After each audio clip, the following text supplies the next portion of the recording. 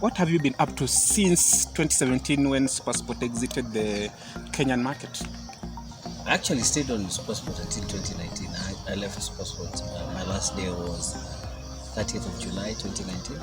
So, well, for a lot of us, it's when the announcement was made that the SuperSport is exiting and closing operations. But even then, we did retain a couple of staff for a while. I was tasked with the whole process of managing the exit and closure of the business, which I did until end of July in 2019. So really, I think the question should be, where have I been since July until now? That's 1 year. So I went into business and I acquired some technology outside broadcasting technology.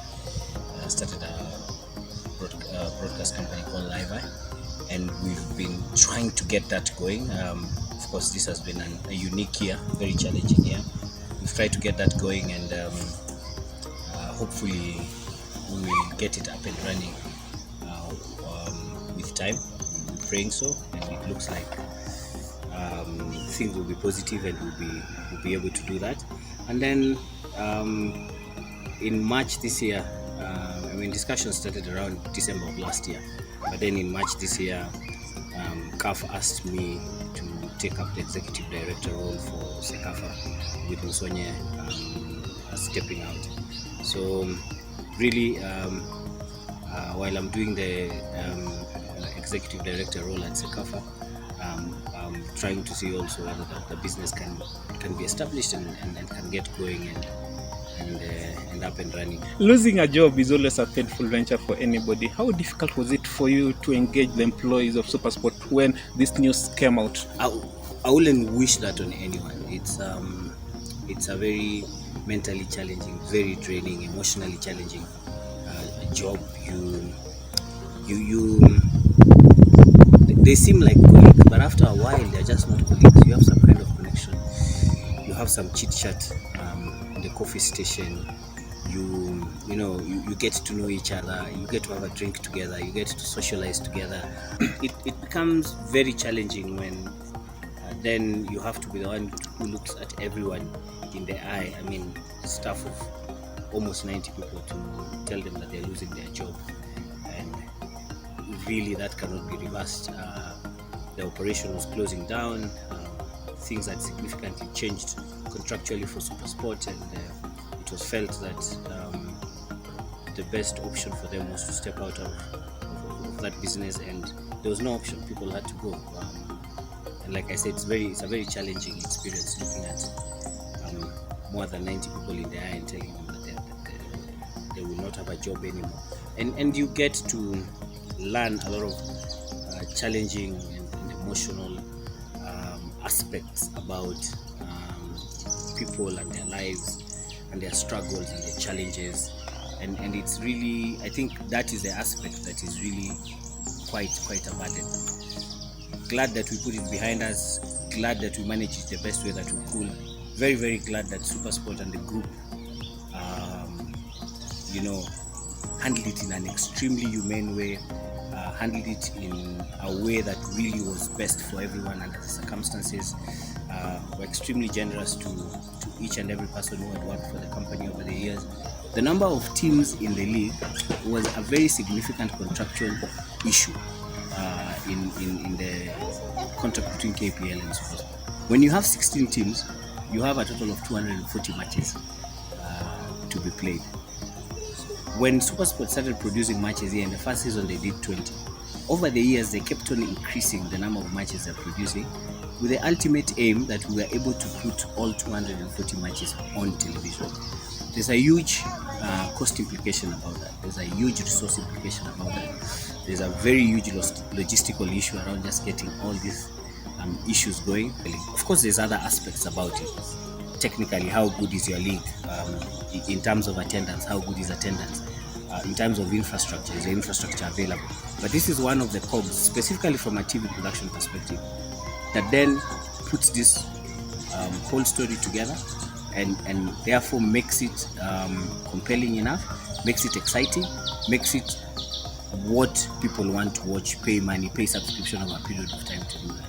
By the time SuperSport were exiting, if I recall well, they were doing 120 matches of the league. They were halfway there. We were now doing, at some point, we were doing simulcast games. We were doing one game after another in 2 different venues. You know, they were increasing the infrastructure to be able to say, how best can we get to produce all these 240 games?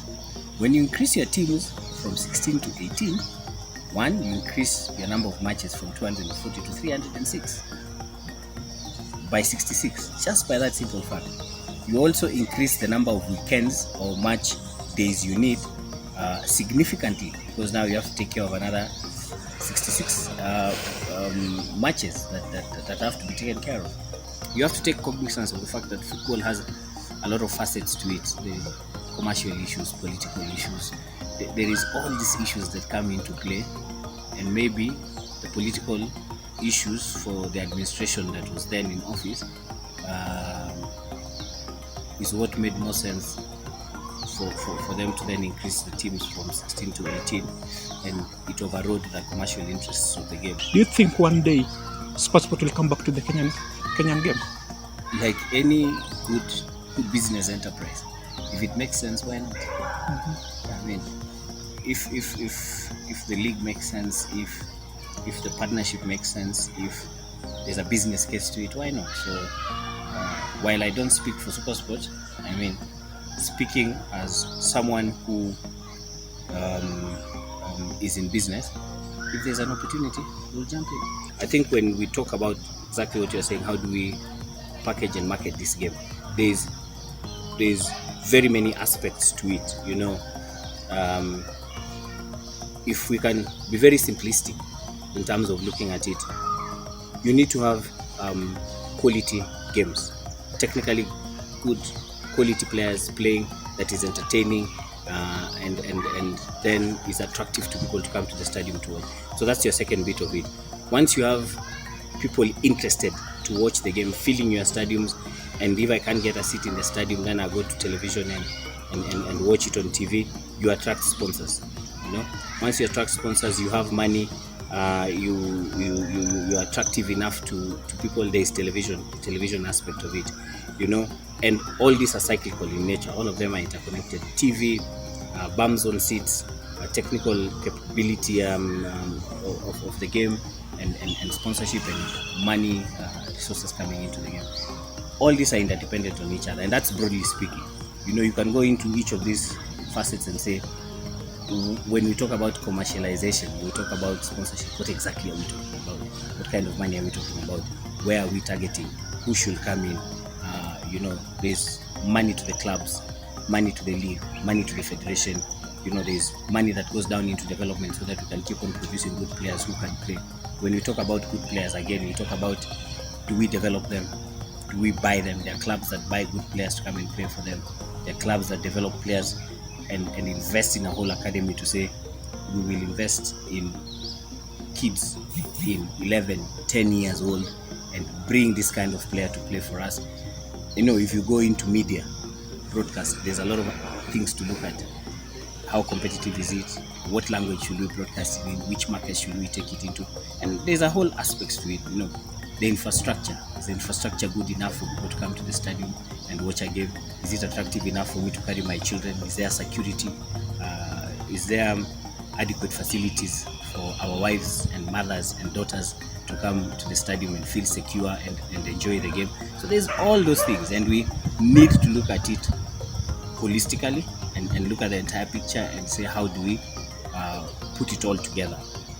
And listen, politics will always be there in a sport as big as football, and not just football. I mean, in any sport with the significance of sports in the modern world, politics will play a certain role.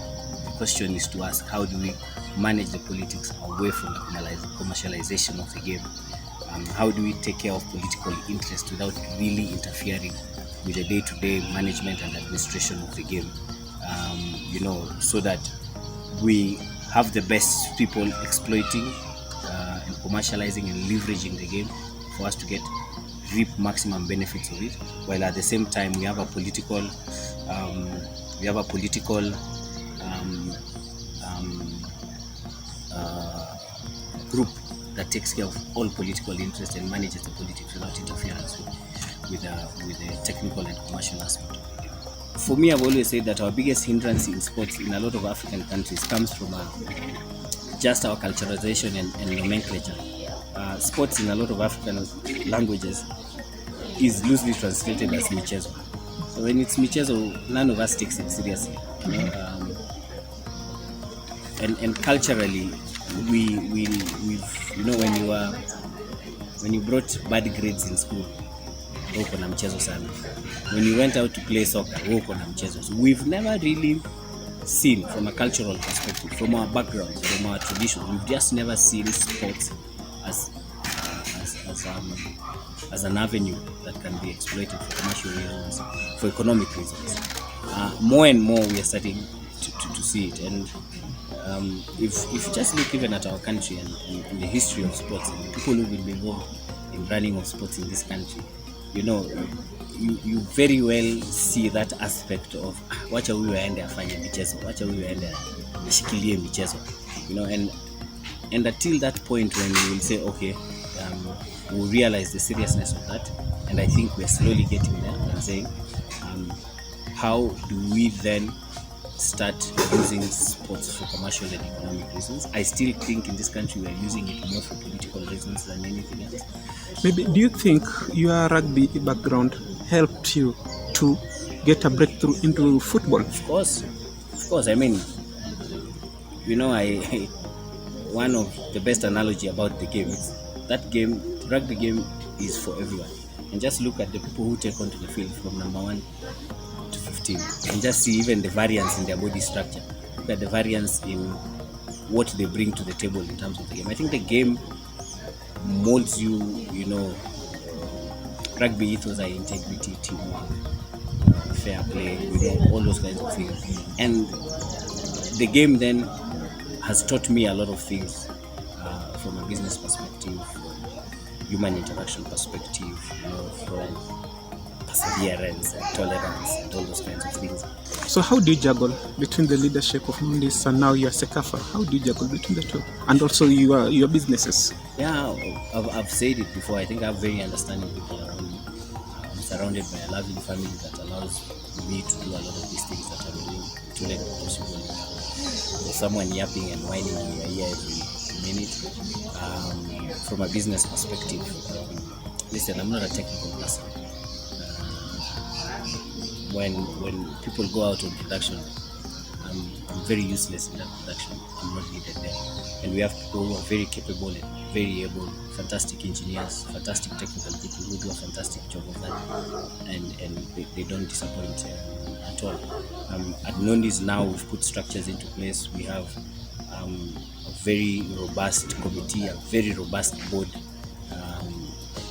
that is working as a structure for that.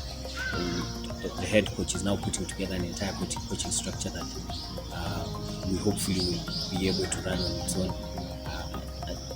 And one of the things I've realized is that if you put structures around what you do, then you become more of a figurehead and you give direction and you sell a dream and you sell a vision to people.